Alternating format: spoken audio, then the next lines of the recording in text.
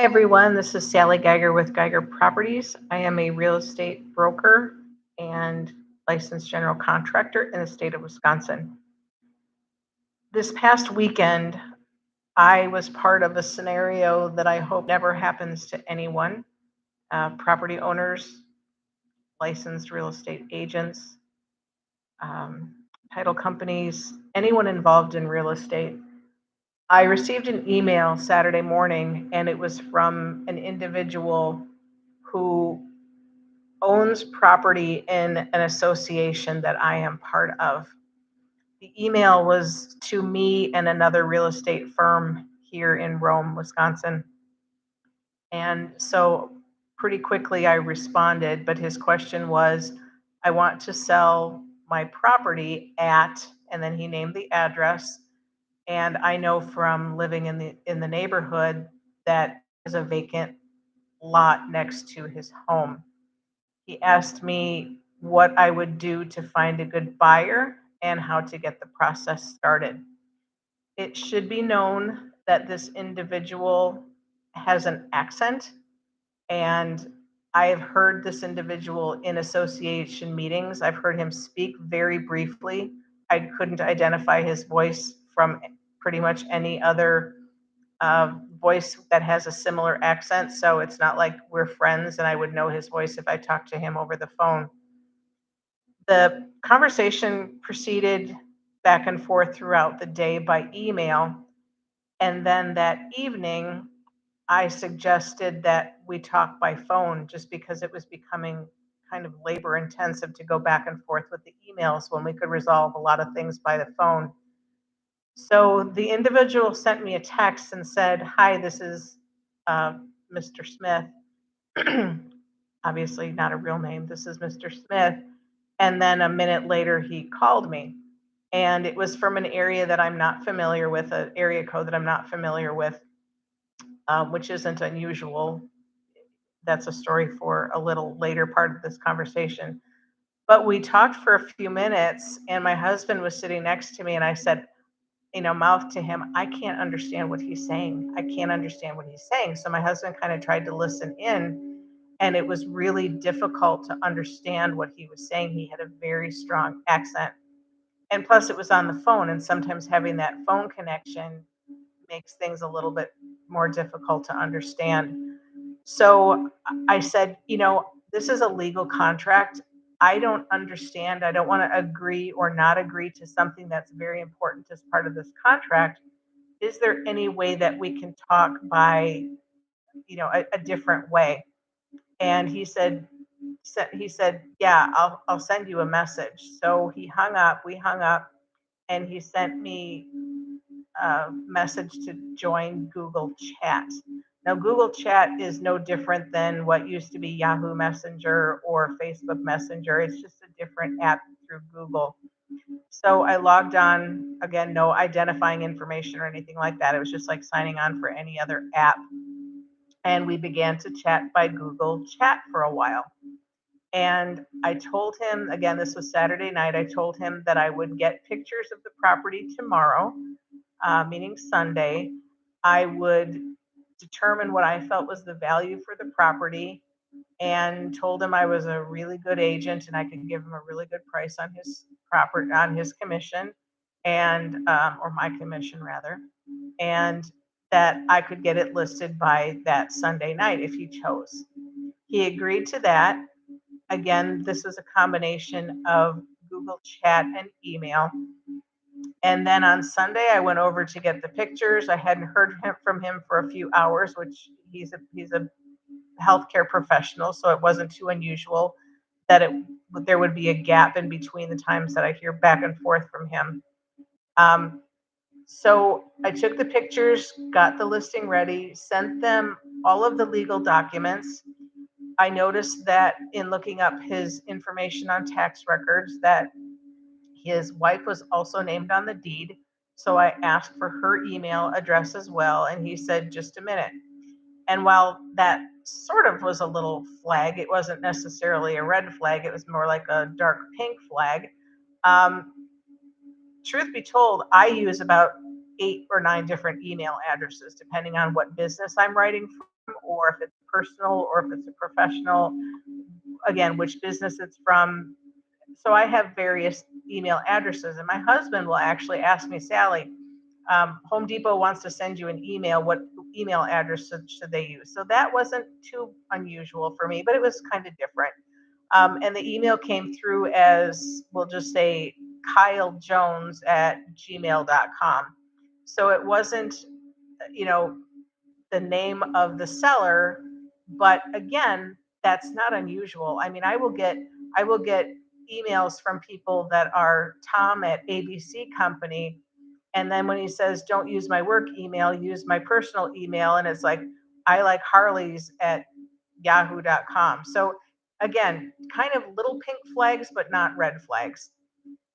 These are things that I see very often in real estate, that the things just don't really match up. The fact that his phone number, his area code was from a state other than the state that he lives in, again, another non-red flag. I will have people that are calling me from Minnesota. Their phone service was established in Colorado, either when they lived in Colorado or when they went to college in Colorado. They now live in Minnesota, and they're calling me for property to sell in Wisconsin. So again, a pink flag, not a red flag. So again, there was a little bit of time in between his last correspondence. So I started to make dinner and started to eat dinner, and he got back to me and said, okay, so what is the next step? And I said, I'm just finishing up dinner. I will get this on MLS when I'm done with dinner. And he said, okay, thank you. I don't know what it was that made me just think, I have had transactions that went really smoothly. I mean, just like this. There's been plenty of them that were just as easy as this, because people are busy and they just want, it's like, just the facts, Jack. Just tell me, here's the information you need. I'm not going to spend 2 hours talking to you about the weather. Let's just get my property sold. It's very common. But for some reason, I just said, you know what? I need to do one more thing to double check that this person is who they are. And I was thinking, would I have done that if I wouldn't have known of this seller? I don't know. But I knew that I had someone who's our treasurer. I could check with our treasurer to contact the property owner and verify whether or not this was truly him that had sent me the email and was trying to sell his property. And he did that. And this property owner said, no, that's not me, but thank you for checking. And I thought, no, the appropriate answer is not thank you for checking. The appropriate answer is, oh my gosh, you've got to be kidding me. Please tell me all of the details of what happened, because somebody is signing as me, as my wife, has signed legal documents and is trying to sell my property. Again, what is the potential benefit to this scammer, who we will call, I think we called him Mr. Jones? What is the potential win for him? Well, the potential win is, if you're looking at a $10,000 or a $15,000 lot, the earnest money may be $500 or $1,000. If you're looking at a $200,000 or a $300,000 lot, the earnest money might be $10,000 or $15,000, maybe $5,000. So what would happen is we would get a buyer that would make an offer on this property. The offer would be accepted. And then the seller might say, you know what? I insist that I hold the earnest money. I don't want it going to a trust. I don't want it to the real estate listing firm. I don't want it going to a title company. I want to hold the earnest money. And while I have never had that, the Realtors Association that I spoke with about this whole scenario said it can happen. A seller may be very insistent that they want to hold the earnest money. At that point, in a scammer scenario, that money would be gone. They'd wire the money or send the check, and that money would be gone. And then that would be the end of it. And everyone would realize this was a scam. Now, the second scenario, in speaking with Jennifer with the Wisconsin Realtors Association, is something that she actually already knew about when I called about this scenario. She said, I haven't heard about it myself, but there was a meeting recently of the associations, and this exact scenario is happening. Please give me details. So she said that it's gone on it started on the coasts. It happens a lot with vacant land. It happens a lot where people don't live, like a tourist area, potentially Rome, or here in Wisconsin, you're looking at Minocqua, um, Lake Geneva, Door County, areas that are considered tourist areas where a person may own a empty lot or a vacant parcel, and they are absentee owners, if you will. So she said that it's not too uncommon, but the end scenario is that this actually has resulted in closings where the identity was stolen so far along that the buyer wired the money. The money obviously went to some kind of fake bank account, and the property was then sold to this buyer who ends up losing their money. The seller, I would imagine, ends up technically do they lose title to their property? I'm not sure. I don't even want I don't even want to think about that scenario, but it would probably have to go through the legal system to get all of this resolved. Now, title companies do have insurance. That's what we pay them for, but it's not going to happen overnight. It's going to involve legal processes that I, as a realtor, can't help you with. That's not part of what we do as realtors. So it would have to be something that a buyer and seller work out with the title company to make a claim against that title insurance. So that's kind of the story, but I just want to point out how easy this was. And again, I don't know why I just wasn't getting a right feeling about this. Maybe because it was just happening so quickly, and while the guy was friendly and polite, he wasn't like, he didn't ever say anything about being essentially my neighbor, and just wasn't. But again, I don't know. I'm just grateful that it didn't result in me putting a sign in their front yard. Um, I'm trying to think if there's any other details that I've missed here.